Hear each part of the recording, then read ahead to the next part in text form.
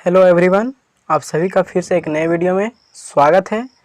आज हम देखने वाले हैं हिंदी का क्वेश्चन प्रीवियस ईयर का, जो कि है मुख्यमंत्री मेधा छात्रवृत्ति का प्रीवियस ईयर क्वेश्चन है। इसका एग्ज़ाम 13 अगस्त को होने वाला है और ये 30 क्वेश्चन हिंदी से पूछे जाते हैं। तो चलिए, क्वेश्चन है हमारे पास 30 क्वेश्चन में से पहला क्वेश्चन बोल रहा है कि निम्नलिखित अनुच्छेद को सावधानीपूर्वक पढ़कर दिए गए प्रश्न के उत्तर दीजिए। पहला क्वेश्चन यही है, मतलब 61 से 65 क्वेश्चन इस पैसेज को पढ़ के और उत्तर देना है। तो पहला क्वेश्चन क्या है हमारे पास, इस पैसेज को पढ़ते हैं ध्यानपूर्वक और इससे पूछे गए सारे प्रश्न को उत्तर देना है। तो पहला काम पैसेज को पढ़ना। धन के 3 उपयोग हैं। पहला भोग, दान तथा नाश। धन का व्यय विलास में करने का नाम भोग है। भोग करने से केवल क्षणिक आनंद की प्राप्ति होती है। यह धन का दुरुपयोग है। धन का सदुपयोग सुख और शांति देता है।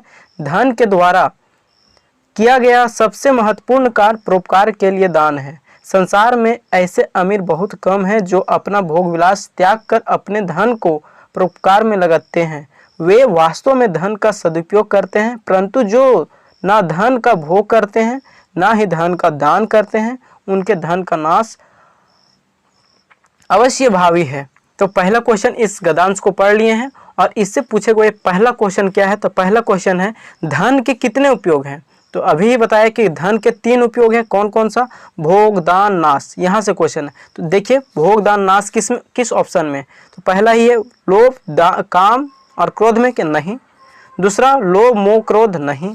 तीसरा है लोभ, भोग, लोभ और मोह नहीं। चौथा में भोग, दान, नाश। अभी ही पढ़ें कि धन का कितने उपयोग? 3 उपयोग। दूसरा क्वेश्चन, धन के भोग में कैसा आनंद प्राप्त होता है? जब धन का उपयोग करते हैं तो कैसा आनंद प्राप्त होता है? तो थोड़ा सा के लिए यहाँ पे लिखा गया है कि क्षणिक आनंद की प्राप्ति होते हैं। तो कौन सा ऑप्शन में क्षणिक आनंद? तो तीसरा ऑप्शन में था। तीसरा ऑप्शन सही हो जाता है क्वेश्चन नंबर 62वां का। 63वां क्वेश्चन क्या है हमारे पास कि भोग किसे कहते हैं?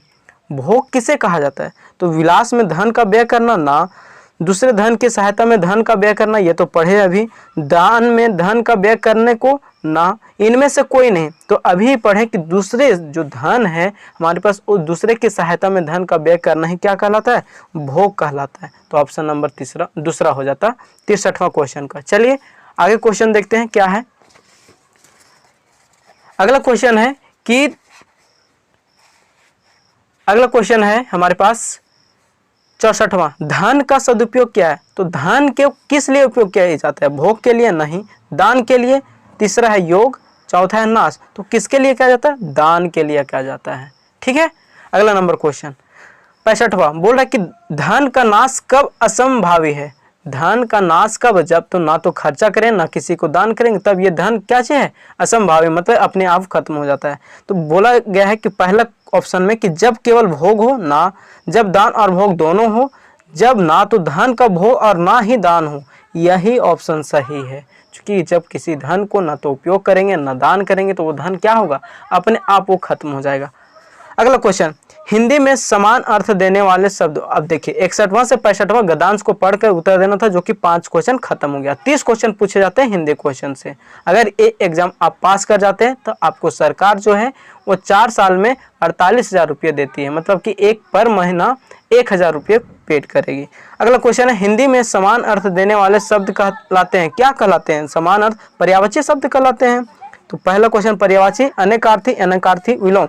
तो पहला ऑप्शन ही सही था इसका, क्या? पर्यायवाची कहते हैं। समान अर्थ देने वाले को क्या कहते हैं? पर्यायवाची शब्द कहते हैं। अगला क्वेश्चन, एक दूसरे के विपरीत अर्थ प्रकट करने वाले शब्दों को क्या कहते हैं? मतलब कि विपरीत शब्द जो देता है उसको क्या बोलते हैं? विलोम शब्द बोलते हैं। तो पहला कोई ऑप्शन था पर्यायवाची नहीं, अनेकार्थी नहीं, एकार्थी नहीं, विलोम। तो विलोम ही कहते हैं इसको, क्या? जो उल्टा अर्थ देगा। अगला क्वेश्चन संधि विच्छेद से क्वेश्चन है, भानुदय का शब्द का संधि विच्छेद है।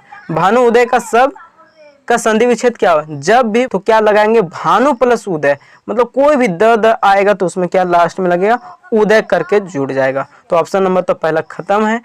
दूसरा भान प्लस उदय गलत है। भानु प्लस दय नहीं, उदय था तो ये सही। तो ये चौथा ऑप्शन हो जाता भानु प्लस क्या है? उदय। तो ये ऑप्शन सही मेरा था। अगला क्वेश्चन 69वां, महर्षि शब्द का संधि विच्छेद है, महर्षि जो शब्द है उसका फिर से संधि विच्छेद बोला है, तो क्या है, महा प्लस ऋषि, महर्षि, महर्षि प्लस महर्षि।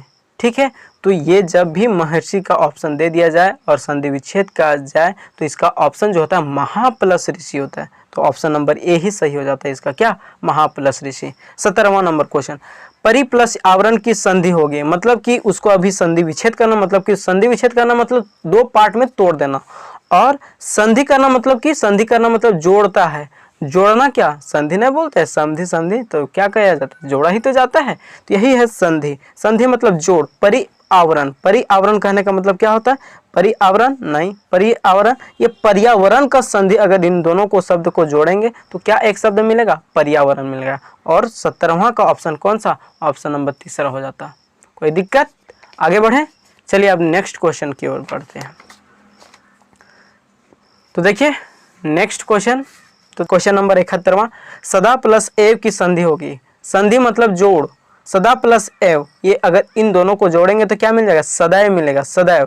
तो सदैव कौन सा ऑप्शन में, चारों ऑप्शन में से तो तीसरा ऑप्शन में था सदैव, तो ये सही उत्तर हो जाता है किसका, 71 नंबर क्वेश्चन का। अगला क्वेश्चन, विसर्ग उच्चारण किस प्रकार होता है, विसर्ग को जो उच्चारण होता है वो किस प्रकार करते हैं, क की भांति से ना ह की भांति से, हाँ तो ह की भांति से विसर्ग का उच्चारण किया जाता है। ठीक है, एक होता है उपसर्ग, एक होता है विसर्ग।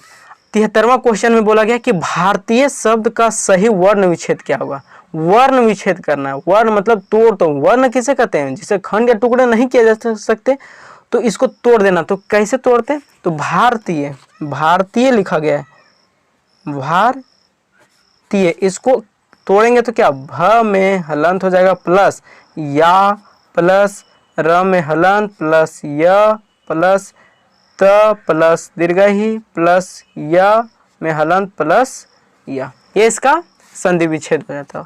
कौन सा ऑप्शन में है ये, जरा मिलाया जा, तो भ प्लस या ये दोनों ऑप्शन है, त ये तो गलत हो गया, या ये ऑप्शन हो जाता इसका, ऑप्शन नंबर तीसरा सही उत्तर है इसका। ठीक है, संधि विच्छेद करना मतलब, संधि विच्छेद नहीं, वर्ण विच्छेद करना मतलब वर्ण, वर्ण तोड़ में वर्ण को तोड़ देना था। अगला नंबर क्वेश्चन 24, सोना शब्द कौन सा लिंग है, सोना जो है, सोना से क्या पता चल पाता है कि वह लिंग है कि पुल्लिंग है, दो ही पार्ट में तो हिंदी में कितने लिंग होते हैं, दो लिंग होते हैं, स्त्रीलिंग एक पुल्लिंग, तो क्या सोना को बांट सकते हैं कि ये पुल्लिंग होता है स्त्रीलिंग, नहीं बांट सकते, तो ये कौन सा हो जाएगा, नपुंसक लिंग।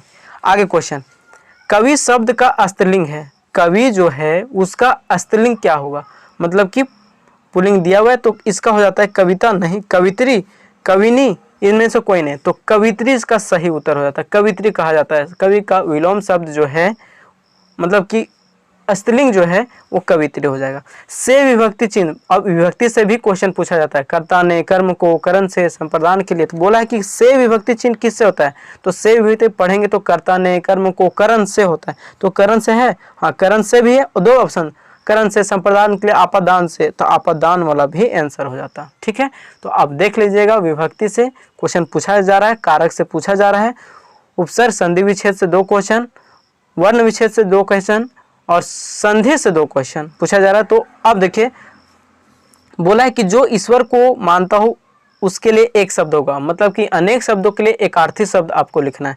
बोला गया है जो ईश्वर को मानता है, जो ईश्वर को मानने वाला क्या कहलाता है, आस्तिक कहलाता है। ठीक है, क्वेश्चन नंबर अगला, क्वेश्चन नंबर अगला क्या है, बोला है कि जिसका अंत ना हो के लिए एक होगा, मतलब कि ये शब्द जो दिया गया उसके शब्द के लिए क्या हम एक चीज लिख सकते हैं, एक शब्द लिख सकते हैं। तो बोला गया है कि जिसका अंत ना हो, जिसका अंत ना हो मतलब कि अनंत, तो इसका सही उत्तर क्या हो जाता, ऑप्शन ए इज करेक्ट। अगला क्वेश्चन नंबर 79, बोला है कि निम्नलिखित में से सही वर्तनी क्या है, मतलब कि ये जो दिया गया है चारों ऑप्शन में से ये सही कौन सा लिखा गया है, यही बताना था क्वेश्चन में। तो सही सन्यासी, सन्यासी, सन्यासी, सन्यासी, सभी सन्यासी का ही दिया है, सब एक सही है, 3 गो गलत है, तो एक सही कौन सा था, तो ऑप्शन नंबर तीसरा सही था, सन्यासी का। अगला नंबर क्वेश्चन, निम्नलिखित में सही वर्तनीय, फिर से वही छांटना है कि इनमें से कौन सा सही शब्द लिखा गया है। अब सामाजिक, तो सामाजिक जो है सामाजिक लिखाता है, तो सामाजिक दूसरा ऑप्शन ही सही हो जाता है। अगला नंबर क्वेश्चन 81, निम्नलिखित में विस्मयादि बोधक चिन्ह है। विस्मयादि बोधक, ये साइन वाला जरूर देख के जाइएगा, साइन से क्वेश्चन पूछा जा रहा है, साइन चिन्ह से क्वेश्चन। तो विस्मयादि बोधक कैसे लिखते हैं, एक्सक्लेमेटरी ऐसे लिखा जाता है, तो ये ऑप्शन किस में था, ऑप्शन दूसरा में था, तो ये दूसरा ऑप्शन सही हो जाता। अगला क्वेश्चन, ये है पूर्ण विराम चिन्ह का, ये चिन्ह को क्या कहा जाता है। तो जब भी ऐसे चिन्ह हिंदी में हम लोग लिखते हैं तो इसको क्या कहते हैं, पूर्ण विराम कहते हैं। मतलब कि उस समय कुछ पूर्ण विराम दिया जाता है, तो उस समय कुछ समय के लिए रुका जाता है, तो पूर्ण विराम कहा जाता है इसको। अगला क्वेश्चन है मुहावरा से, बोला कि अपना उल्लू सीधा करना का मुहावरा। अब मुहावरा जरूर देख के जाइएगा हिंदी ग्रामर से, क्योंकि सारा जो क्वेश्चन 30 क्वेश्चन हिंदी ग्रामर से है, एक केवल 5 क्वेश्चन जो कि पैसेज से, वो पढ़ के उत्तर मिल जाएगा। अगला क्वेश्चन है कि अपना उल्लू सीधा करना। अपना उल्लू सीधा करना मतलब क्या होता है, अपना केवल काम लेना, अपना स्वार्थ पूरा करना होता है। ठीक है, इसका ऑप्शन तीसरा सही होता है। अगला क्वेश्चन है घाव पर नमक छिड़कना। अब किसी को जख्म हो जाता है तो उसी पर नमक अगर छिड़केंगे तो क्या होता है, दुख तो पहले से फिर से दुख दे रहे हैं, मतलब कि किसी के दुख में दुखी देना ना, चोट पर नमक डालना वो तो है, लेकिन दुख ही को दुख देना, ये मेन इसका सही उत्तर हो जाता। दर्द देना तो है ही, लेकिन दुख को भी दुख और देना, मतलब कि पहले जितना दुख है उससे भी और भी दुख देना। चलिए अब नेक्स्ट क्वेश्चन की ओर आगे बढ़ते हैं। तो क्या है हमारे पास क्वेश्चन,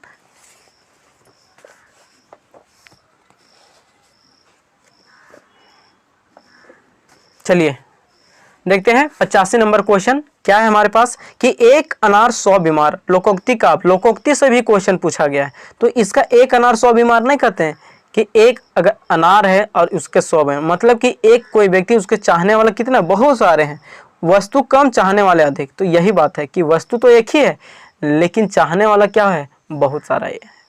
अगला है काला अक्षर भैंस बराबर। अब किसी को बोलते हैं कि काला अक्षर भैंस बराबर, तो इसका मतलब क्या बोलता है, मतलब कि वो व्यक्ति क्या है, अनपढ़ है। तो इसका सही उत्तर काले रंग से लिखना, ना अनपढ़, अनपढ़ ही सही उत्तर हो जाता। अगला क्वेश्चन है निम्नलिखित में शुद्ध वाक्य है। अब इसमें से बताना कि शुद्ध वाक्य कौन है, शुद्ध किसको लिखा गया। पहला क्वेश्चन, राम और सीता लक्ष्मण वन को गया था, नहीं तो गए थे, लेकिन ये सही वाक्य नहीं है। राम और सीता लक्ष्मण वन को गए, नहीं। राम सीता और लक्ष्मण वन को गए, ये भी सही नहीं लग रहा है। राम सीता और लक्ष्मण वन को गए, ठीक है, राम जो पहले आए, सीता और लक्ष्मण, ये तीनों अपने कहाँ गए थे, वन में गए थे।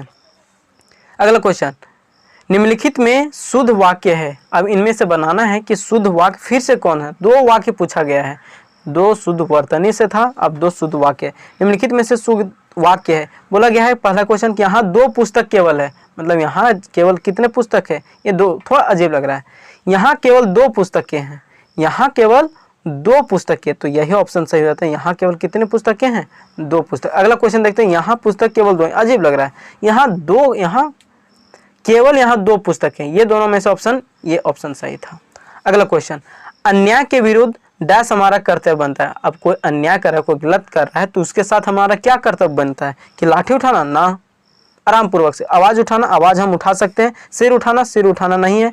काम तमाम कर देना, काम तो और भी तमाम है, हमें क्या करना है, आवाज उसके प्रति उठाना है। अगला क्वेश्चन 90, हिंदी का लास्ट क्वेश्चन क्या है, अज्जल डैश छलकत जाए। तो नहीं बोलते हैं जब कोई आधा घड़ा भरा रहता है तो वो कितना होता है, बहुत छलकता है, तो बोलते नहीं कि अज्जल गगरी छलकत जाए, तो गगरी यहाँ पे सही उत्तर हो जाता। तो ये था आज हमारा हिंदी का क्वेश्चन, जो कि 30 क्वेश्चन पूछे जाते हैं मुख्यमंत्री मेघा छात्र क्वेश्चन ग्रामर से थे। ठीक है, तो हम सब फिर मिलेंगे नेक्स्ट क्लास में, तब तक के लिए